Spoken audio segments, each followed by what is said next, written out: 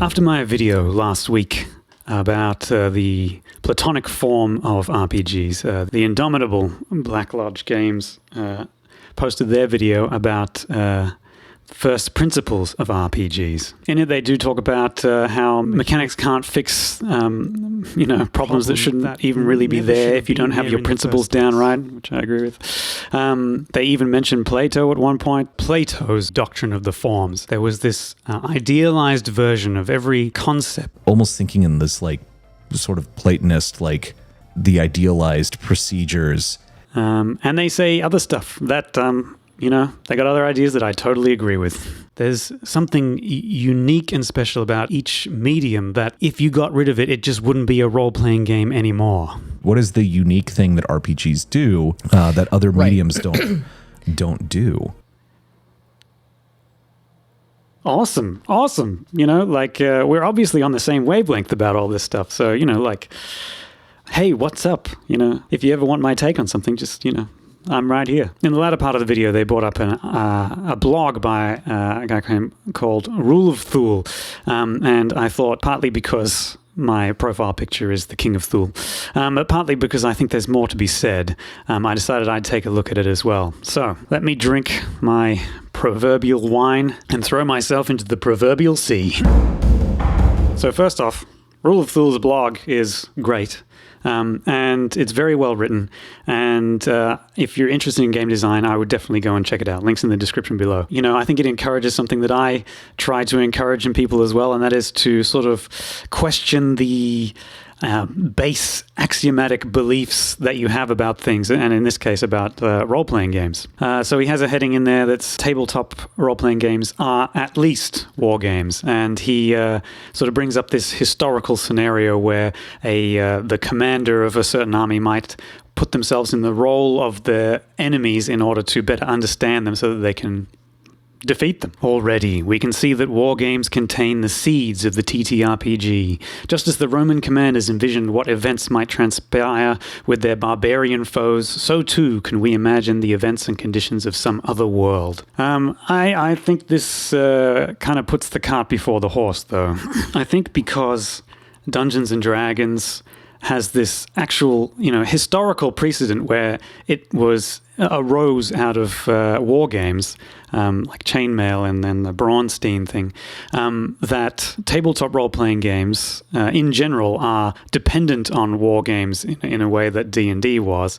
But I think actually war games and tabletop role-playing games have more like a common ancestor. They're both dependent on an underlying, well, maybe first make-believe, but they both sort of spring up from human imagination. Imagination is a survival mechanism, Humans use it so that we can play out scenarios in our head without actually engaging in them, and it can help us in our decision-making process. It's like l'appel du vide, the call of the void. This phenomenon where, if you're standing at a very high place, like the edge of a cliff or something, and you get this sudden flash of an image of you leaping off the cliff to your own death, or steering into oncoming traffic, like this is a deeply entrenched psychological mechanism that helps us imagine something that might harm us so that we can actually avoid it. So we have it there in our imagination so that we don't have to find out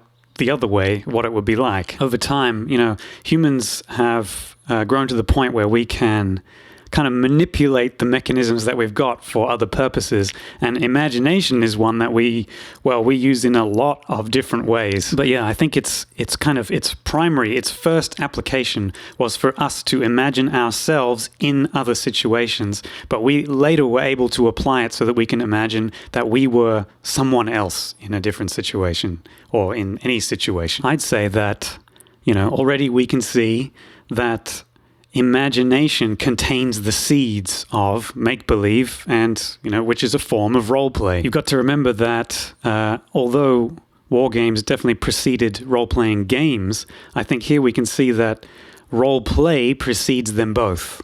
In role-play, we can see the seeds of role-playing games, and we can see the seeds of war games. I suppose it just doesn't become a game necessarily until you've got rules and maybe success and failure conditions. Fool says, if TTRPGs are sprawling, disordered evolutions of war games, Second World exercises, then there is a final lingering question. Are they still necessarily games?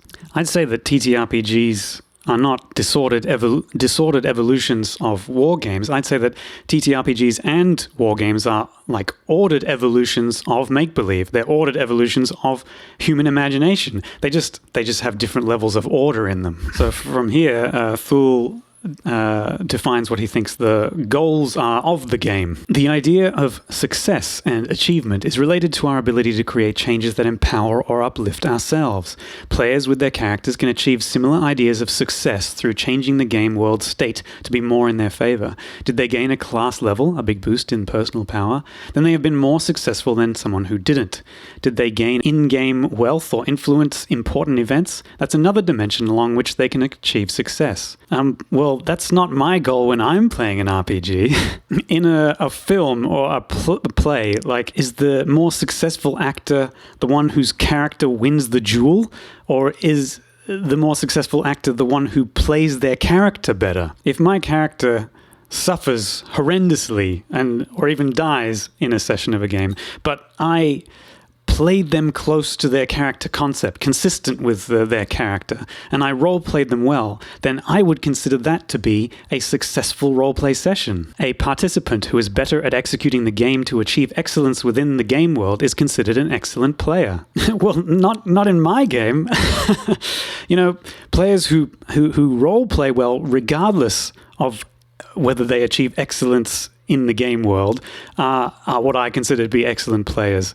And, those are the players that I want to play with. Those are the players that I want to watch because I see their characters come to life. The highest achievement we could envision is absolute mastery over the game world from within its own confines. This principle best captures the TTRPG's telos. The telos of a role-playing game should be good role-play. If a character does attempt some sort of in-game, achievement and success, it should only be because that's what their character would do. And if the character...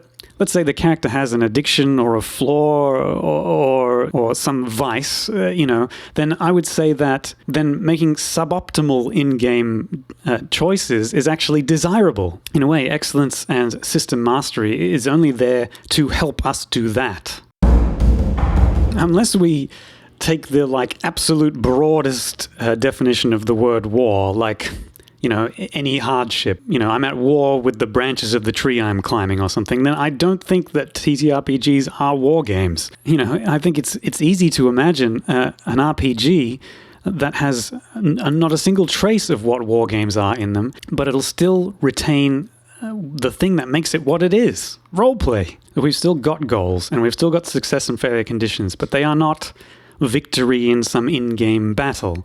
They are embodiment of character, and they are roleplay for its own sake. And that's to victory or defeat for that character in equal measure. Rule of Fool, Black Lodge Games, thanks for the discussion that you've had. I think, it's easy to see that we all have a love of TTRPGs, and we want them to be the best that they can be. So I really look forward to, everything that comes out of this sort of discussion. And I look forward to what you guys are doing next. Anyway, thanks again.